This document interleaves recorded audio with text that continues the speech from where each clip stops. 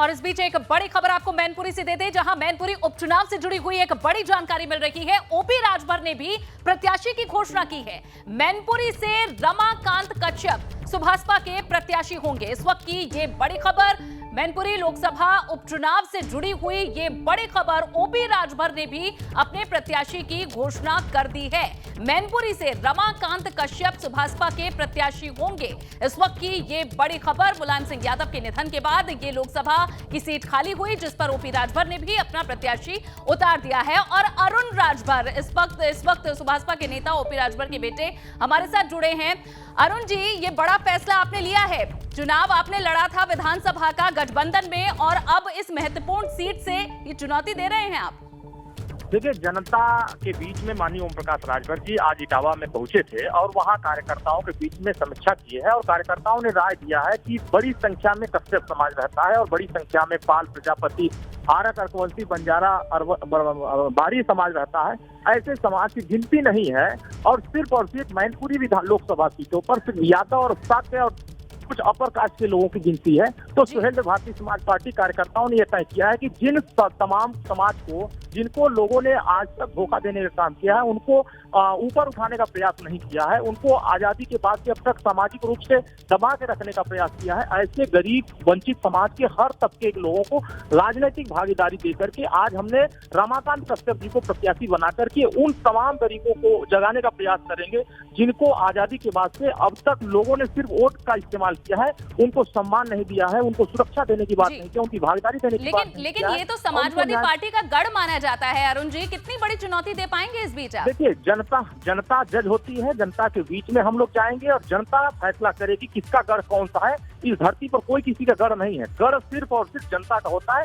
जनता की अदालत में सुहेलदेव भारतीय समाज पार्टी के प्रत्याशी जाएंगे और उनसे अपील करेंगे, जैसे सभी दल के लोग अपने अपने प्रत्याशी को जिताने के लिए अपील करेंगे, वैसे ही सुहेलदेव भारतीय समाज पार्टी अपने प्रत्याशी को जिताने के लिए हम लोग भी जनता के बीच में जाकर के अपने मुद्दे, चाहे वो एक समान अनिवार्य फ्री शिक्षा का मुद्दा हो, चाहे घरेलू बिजली के बिल माफी का मुद्दा हो, चाहे रोजगार परक शिक्षा का मुद्दा हो, और चाहे क्षेत्रीय जो मुद्दे हैं, चाहे आवास, पेंशन, शौचालय, नाली, खरंजा, पुल पुलिया, विकास के जो मुद्दे हैं, हम जनता के बीच में शराबबंदी के मुद्दे को लेकर के हम सभी समाज के लोगों को जोड़ने की कवायद करेंगे और जनता के बीच में जाकर के हम उनसे अपील करेंगे कि हमारे प्रत्याशी को ज्यादा से ज्यादा संख्या में मतदान करें और चुनाव की छड़ी पर मतदान करके उनको जिताने का प्रयास करें और अपनी भागीदारी सुनिश्चित कराएं, क्योंकि यहाँ कुछ ही जातियों की भागीदारी होती है, बाकी सभी जातियों की भागीदारी नहीं होती है। तो वहाँ 1.5 लाख कश्यप समाज के लोग रहते हैं और अर्कवंशी, बंजारा समाज के लोग रहते हैं। ऐसे हर वर्गों की, पाल, प्रजापति लोगों की गिनती सुहेलदेव भारतीय समाज पार्टी करा करके ऐतिहासिक ये रिजल्ट दिखाना चाहेगी कि जिनको लोग पूछते नहीं है,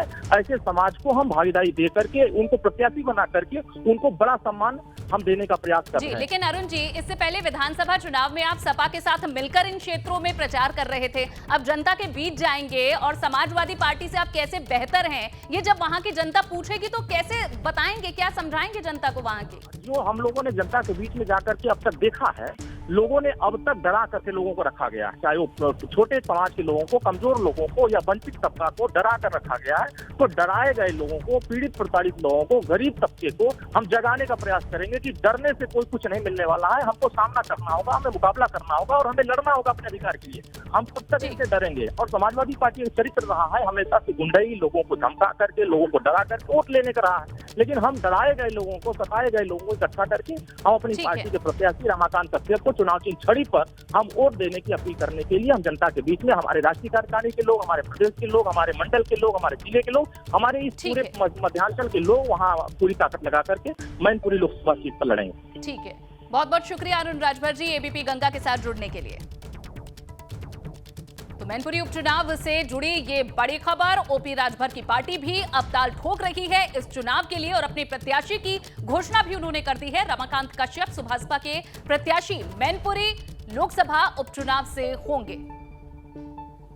तो ये बड़ी खबर इस वक्त आपको दे रहे हैं, जहां रमाकांत कश्यप को उतारा गया है मैनपुरी उपचुनाव में, जहां ओपी राजभर इससे पहले विधानसभा का चुनाव उन्होंने अखिलेश यादव के साथ गठबंधन में लड़ा था। गठबंधन टूटा हार के बाद और उसके बाद अब ये बड़ा फैसला लिया है। रमाकांत कश्यप को मैनपुरी लोकसभा उपचुनाव में खड़ा किया गया है, अपनी पार्टी से कैंडिडेट उतारा है उन्होंने, जहां इस चुनाव में अक्सर, जहां उपचुनाव में बसपा का जो उसकी जो प्रतिभागी होती है, उसकी जो भागीदारी होती है वो बहुत कम होती है।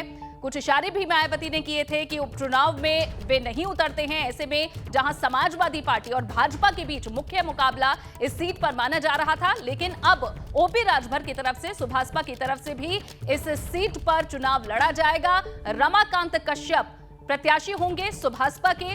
मैनपुरी की सीट खाली हुई है मुलायम सिंह यादव के निधन के बाद और इस पर उपचुनाव होना है, जहां समाजवादी पार्टी का पलड़ा तो भारी इस क्षेत्र में माना ही जाता है, लेकिन इस बीच सुभाषपा ने भी अपने प्रत्याशी का ऐलान कर दिया है।